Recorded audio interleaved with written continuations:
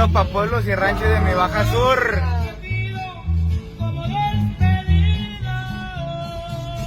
No, está impresionante. Para ser la primera vez que vengo a San Javier, vengo sorprendido. Así me recibió, plebes.